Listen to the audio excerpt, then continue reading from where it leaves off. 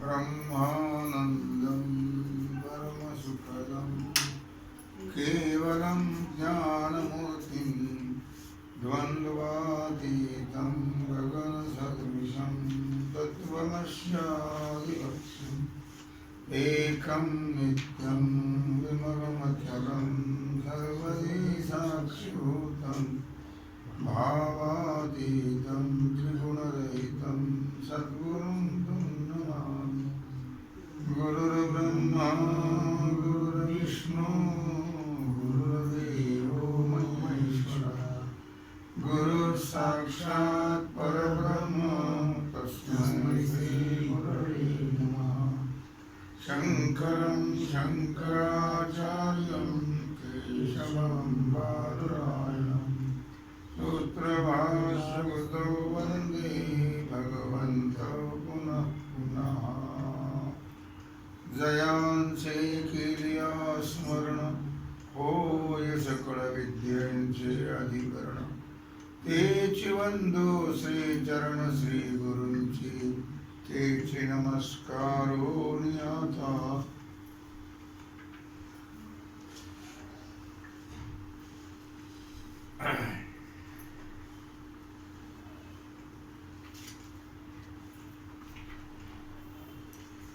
विचार सागर रहस्य तरंग दुसरा हेडिंग 6 पाठ क्रमांक 8।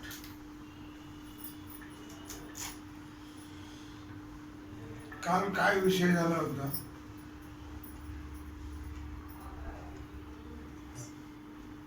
कारण अध्यास आणि कार्य अध्यास। कशाला म्हणतात कारण अध्यास? अज्ञानाला कारण अध्यास म्हणतात आणि अहंकारादी सर्व जगताला कार्य अभ्यास म्हणतात। आता पूर्व पक्षाच्या मताने कार्य अध्यासाचा असंभव,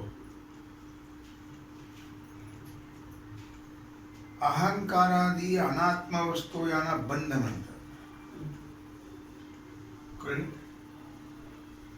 जीवाला नाहीतरी बंध करणाऱ्या अनात्म वस्तूचे सगळे मिथ्या का सत्य आहेत? नाही। तो बंध जर वेदांती म्हणतात, पूर्वपक्षी म्हणतो,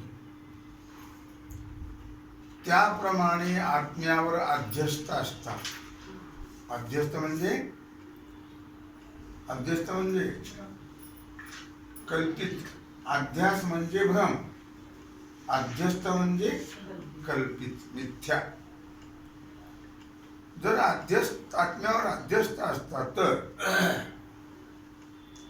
आत्मज्ञानाने त्याची निवृत्ती झाली असती, पण बंध अध्यास रूप नाहीये, म्हणून त्याची ज्ञानाने निवृत्ती संभवत नाही। ज्या वस्तूचं ज्ञान होतं ते ज्ञान त्या वस्तूच्या ठिकाणी असणारा अध्यास आणि अध्यासाचं कारण जे त्या वस्तूचं अज्ञान, त्या दोघांनाही निवृत्त करते। लक्षात घ्या, महत्वाची व्याख्या आहे, कंस करायचं। ज्या वस्तूचं ज्ञान होते ते ज्ञान त्या वस्तूच्या ठिकाणी असणारा अध्यास म्हणजे भ्रम आणि त्या अध्यासाचं म्हणजे भ्रमाचं कारण जे त्या वस्तूचं अज्ञान, त्या दोघांनाही निवृत्त करते। ज्याप्रमाणे रज्जूचं ज्ञान, रज्जूच्या ठिकाणी असणारा सर्पाध्यास व त्या अध्यासाला कारण जे रज्जूचं अज्ञान, त्याची निवृत्ती करते। कोण? रज्जूचं ज्ञान, रज्जूच्या ठिकाणी असणारा सर्पाचा अध्यास आणि त्या अध्यासाला कारण असणारं रज्जूचं ज्ञान रज्जूचा अज्ञान त्याची निवृत्ती करते. आता इथून कंस करा पुन्हा. भ्रांती ज्ञानाचा विषय आणि त्याचं ज्ञान याला म्हणतात अध्यास. लक्षामध्ये, भ्रांती ज्ञानाचा विषय आणि त्याचं ज्ञान याला काय म्हणतात? अध्यास. अध्यास म्हणजे भ्रम.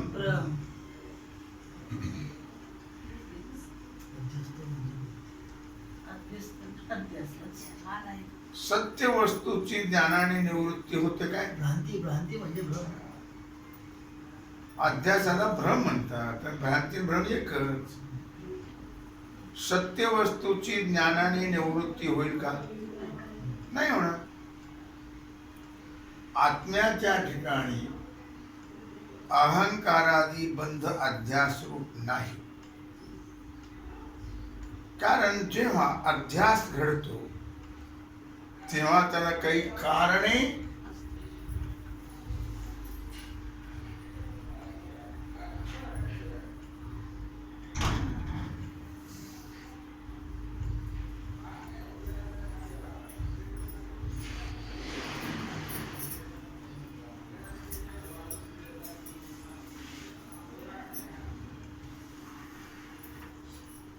काय म्हटलं? जेव्हा अध्यास घडतो, बरोबर आहे,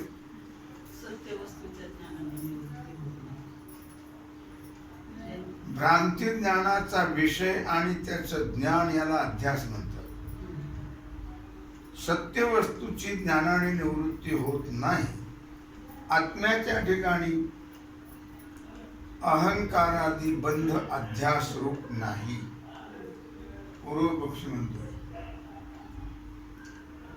कारण जेव्हा अध्यास घडतो तेव्हा त्याला काही कारणे असतात. कळलं? अध्यास जेव्हा घडतो तेव्हा त्याला काही कारणे असतात. कारण समुदायाला सामुग्री म्हणतात. कारण समुदायाला काय म्हणतात? सामुग्री. ती कारणे अशी आहेत. कार्य अध्यासाची सामुग्री, सत्य वस्तू ज्ञानजन्य संस्कार, 3 प्रकारचा दोष म्हणजे प्रमाता दोष, प्रमाण दोष आणि प्रमेय दोष. ही आहे कार्य अध्यासाची सामुग्री. कोणाच्या मताने? पूर्व पक्षाच्या मताने. या सामुग्री वाचून अध्यास घडणार नाही. अध्यास म्हणजे भ्रम. अध्यासाचे लोकप्रसिद्ध दृष्टांत आहेत रज्जू सर्प, सुक्ती रजत, स्थाणू पुरुष वगैरे. लक्षामध्ये, जगामध्ये ज्याने सत्य सर्प किंवा सत्य रजत म्हणजे रूप पाहिलं असेल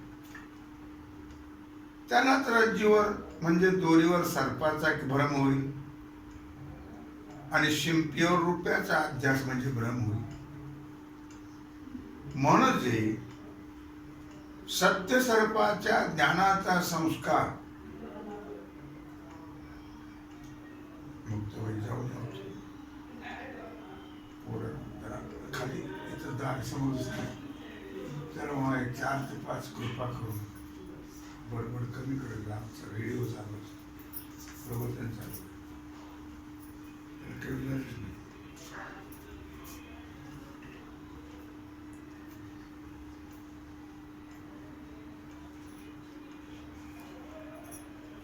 काय विषय चाललाय आपला? की अध्यासाचे लोकप्रसिद्ध दृष्टांत. रज्जू सर्प, शुक्ती रजत, स्थाणू पुरुष वगैरे असे आहेत. जगतामध्ये ज्याने सत्य सर्प किंवा सत्य रजत म्हणजे रूप पाहिलं असेल त्याला दोरीवर सर्पाचा भ्रम होईल आणि शिंपीवर रुपयाचा भ्रम होईल. म्हणजे सत्य सर्पाच्या ज्ञानाचा संस्कार ज्याच्या अंतःकरणात असेल, कळलं, त्यालाच रज्जूवर सर्पाचा भ्रम. खरा जर सर्प पाहिलेला असेल तर त्यालाच तो सादृश्य दोषाने भ्रम होईल. त्याचप्रमाणे ज्याच्या अंतःकरणात सत्य रूपाचा किंवा सत्य पुरुष ज्ञानाचा संस्कार असेल त्यालाच शिंपीवर, यानी सत्य रूप पाहिलंय त्याला सादृश्य दोषाने भ्रम होईल शिंपीवरती. आणि ज्याने पुरुष पाहिला असेल सत्य त्यालाच खांबावर पुरुषाचा भ्रम होईल. कळलं? अर्थात झाडाच्या खोडावर म्हणा, खांबावर म्हणा, पुरुषाचा काय होईल? भ्रम होईल, अध्यास होईल, म्हणजे भ्रम होईल. लक्षामध्ये मग सत्य वस्तूच्या ज्ञानाचा संस्कार नसेल तर भ्रम होईल का? नाही होणार. लक्षामध्ये आत्म्यावर अहंकारादी बंध अध्यस्त म्हणावयाचा असेल तर अहंकारादी बंध कुठेतरी सत्य असून त्या सत्यबंधाच्या ज्ञानाचा संस्कार असतात. लक्षामध्ये आत्म्यावर अहंकारादी बंध अध्यस्त म्हणावायचा असेल तर अहंकारादी बंध कुठेतरी सत्य असून त्या सत्यबंधाच्या ज्ञानाचा संस्कार असतात. तर अहंकारादी बंध आत्म्याच्या ठिकाणी अध्यस्त आहे असं म्हणणं कदाचित संयुक्तिक झालं असत. पण अलक्षमध्ये अहंकारादी बंध जर सत्य असेल तर ना, तर आणि तो आत्म्याच्या ठिकाणी अध्यस्त आहे असं म्हणणं कदाचित युक्तीला धरून झालं असत. वेदांत मतात आत्म्याशिवाय केव्हाच आणि काहीच सत्य नाही असं वेदांती सांगतात. फक्त एक ब्रह्म सत्य आहे, बाकी सगळं मिथ्या आहे. ब्रह्म आत्मा एकच. आणि सत्य वस्तू ज्ञानजन्य संस्कार तर अध्यासाचं कारण आहे भ्रमाचं. मग बंध कुठेच सत्य नसल्यामुळे सत्य वस्तू ज्ञानजन्य संस्काराचाच असंभव आहे. म्हणून बंध अध्यस्त म्हणणं संभवत नाही. म्हणजे बंध कल्पित नाही. शिवाय दोषत्रयही संभवत नाहीत. कोणते? प्रमाता दोष, प्रमाण दोष आणि प्रमेय दोष हे 3 दोष येतात. त्यापैकी प्रथम प्रमाण दोष, प्रमेय दोषाचा असंभव सांगतो.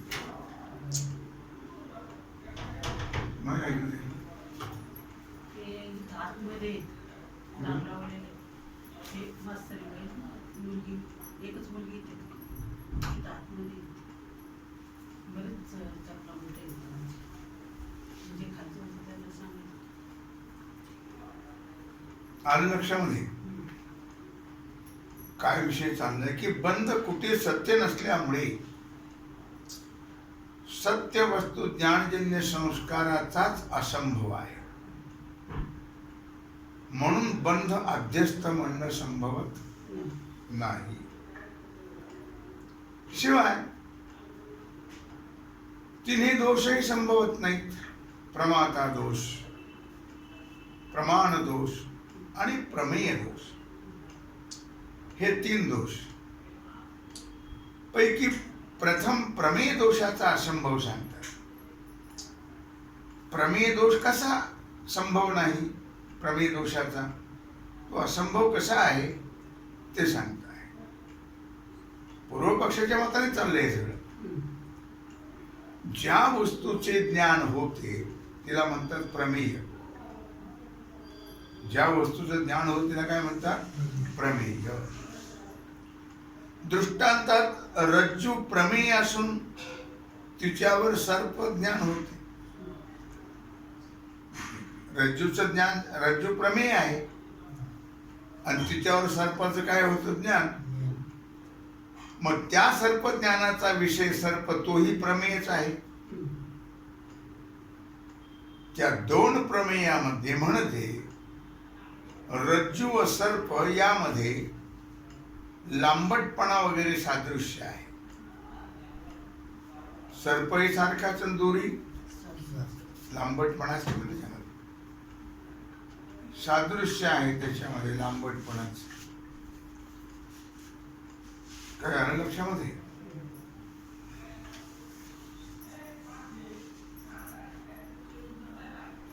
कारण सादृश्य दोषामुळे भ्रम होतो. त्याचप्रमाणे शिंप आणि रूपे यात चकाकीतपणाचं सादृश्य आहे. लक्षात. म्हणून रज्जूवर सर्पाचा आणि शुक्तीवर म्हणजे शिंपीवर रुपयाचा अध्यास होतो. लक्षामध्ये. शुक्ती म्हणजे शिंप,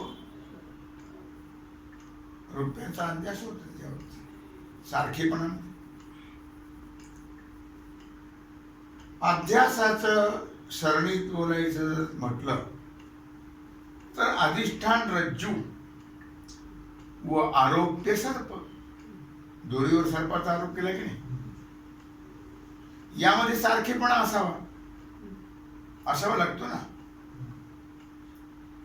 मात्र सारखेपणा आहे की नाही? लांबटपणा, सादृश्य.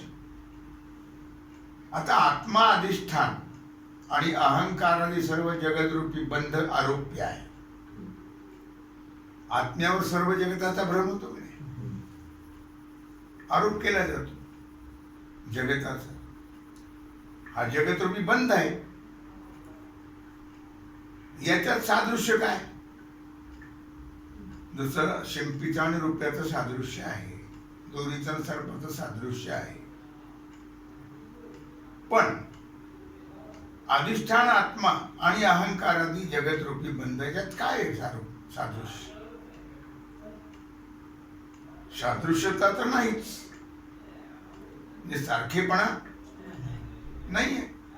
उलट प्रकाश आणि अंधार याप्रमाणे अत्यंत विरोध आहे. प्रकाश आणि अंधार यांच्याप्रमाणे अत्यंत विरोध आहे. कळलं? अर्थातच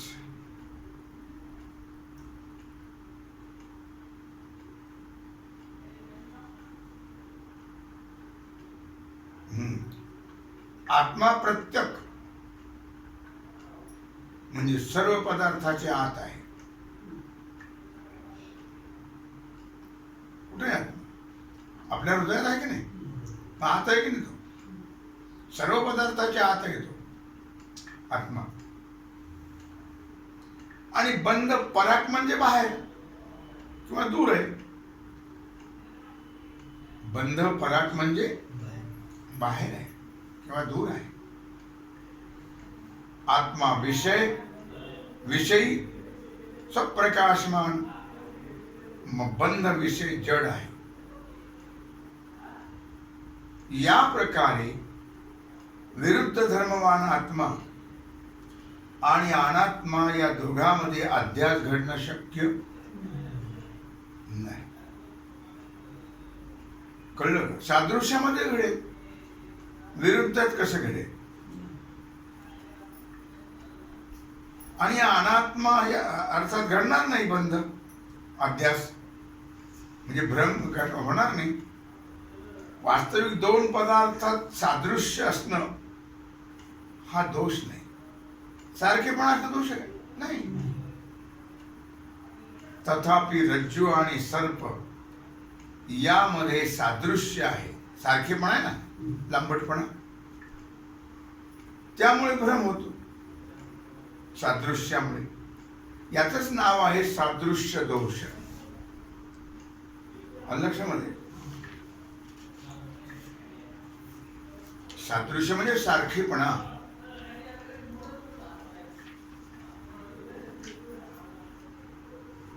त्याचप्रमाणे प्रमाता व प्रमाण दोषांची बंधाच्या अध्यासाला आवश्यकता आहे. बंधाचा जो भ्रम होतो ना, त्याला कशाची गरज आहे? प्रमाता आणि प्रमाण ह्यांचे दोष. प्रमाता दोष पाहिजे, प्रमाण दोष पाहिजे, म्हणजे बंधाचा अध्यास घडतो. लक्षामध्ये. पण हे दोष तर सिद्ध होत नाहीत. प्रमात्याचेही दोष सिद्ध होत नाहीत आणि प्रमाणाचेही दोष सिद्ध होत नाही. कारण ज्याना ज्ञान होते तो अंतकरण विशिष्ट चैतन्य प्रमाता व ज्या इंद्रियाच्या साहाय्याने ज्ञान होते त्या इंद्रियाला प्रमाण म्हणतात. कळलं? ज्याला ज्ञान होते तो प्रमाता आणि ज्याच्या साहाय्याने ज्ञान होते ते प्रमाण. प्रमात्याला ज्ञान होते आणि इंद्रियाच्या साहाय्याने होते ते प्रमाण आहेत इंद्रिय. अध्यास होण्याला प्रमात्याच्या ठिकाणी म्हणजे जीवाच्या ठिकाणी लोभ भयादी आणि प्रमाणाच्या ठिकाणी पित्त मलादी दोष असावे लागतात. कंस करून ठेवा. भ्रम होण्याकरता प्रमात्याच्या ठिकाणी काय पाहिजे? लोभ भय.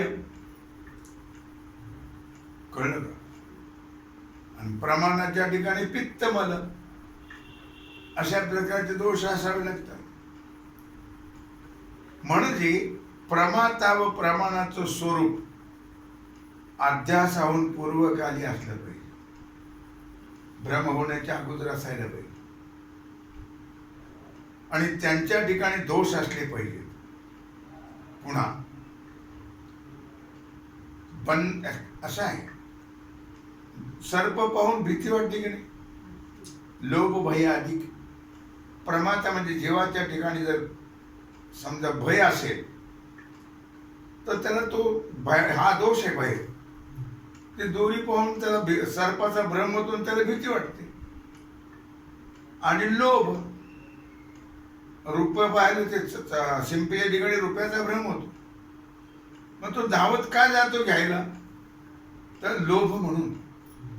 लोभ म्हणून माणसं खाली खायला पाहिलं बाटली झाकण तरी का वागतात? लोभ. सकाळी सकाळी दिसत नाही चांगलं स्पष्ट. आता बाटलीचे झाकणं रुपयासारखी असतात आणि ते पाहिलं तरी माणसं खाली वागतात. कोणी चुंकलेलं असलं तरी वागतात. त्याचं कारण काय? लोभ. दोष आहे हा. लोभाशिवाय नाही कोणची गोष्ट. कळलं का? लोभ हा पापाचा बाप आहे. तेव्हा आपला मुद्दा काय चाललाय की बंधाच्या अध्यासामध्ये प्रमात्याच्या ठिकाणी लोभभयादी किंवा प्रमाणाच्या ठिकाणी पित्तमलादी दोष नाहीतच. कळलं का?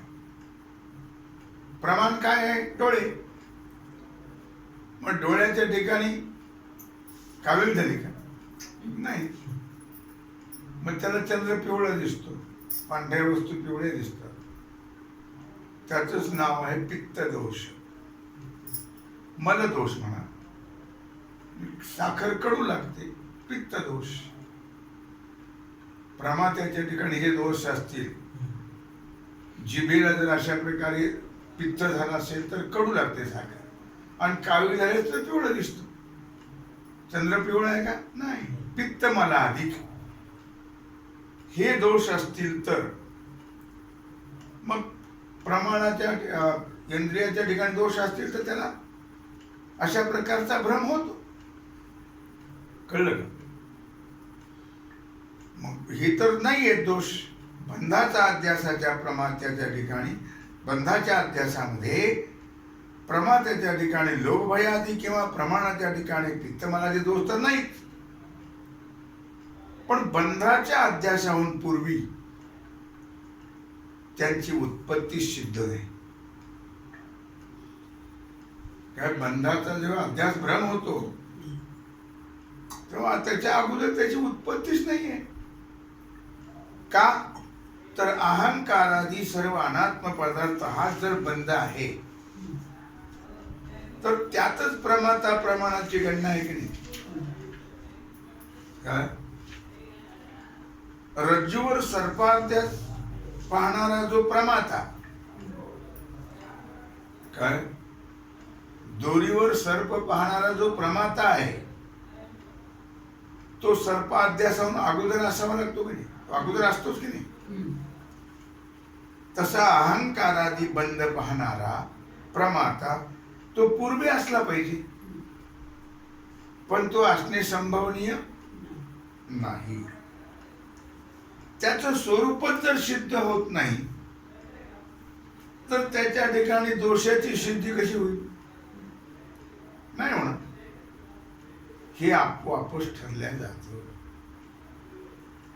आणि अध्यास होणारा दोष तर पाहिजे. काय? पित्तमलादी लोभभयादी दोष तर असले पाहिजे. त्याशिवाय भ्रम होणार नाही. यांचा तर अभाव आहे दोषाचा. म्हणून अहंकारादी अनात्म पदार्थ आत्म्यावर अध्यस्त आहेत हे म्हणणं संभवत नाही. पूर्वपक्ष म्हणतो.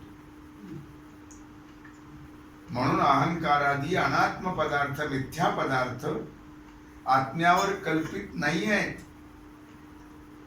असं हे म्हणणं संभवत नाही. आत्म्यावर कल्पित आहेत सिद्धांती जे म्हणतात, म्हणून हे संभवत नाहीये असं पूर्वपक्षी म्हणतो.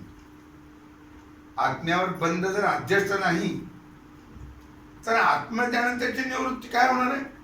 कधी काय होईल? हेही म्हणणं संभवत नाही. कळलं? आत्म्यावर बंध जर अध्यस्त कल्पित नाहीच आहे तर आत्मज्ञान त्याची निवृत्ती होते हे म्हणणं संभवनीय आहे काय? नाही. आता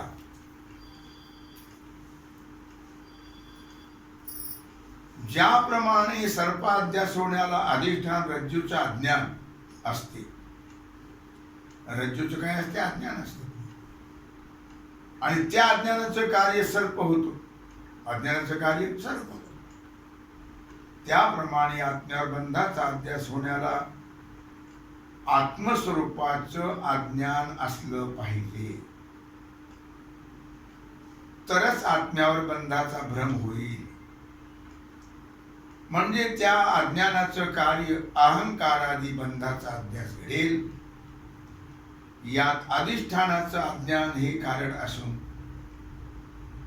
ते अध्यस्त आहे म्हणून त्याला कारण अध्यास म्हणतात. व्याख्या कारण अध्यासाची.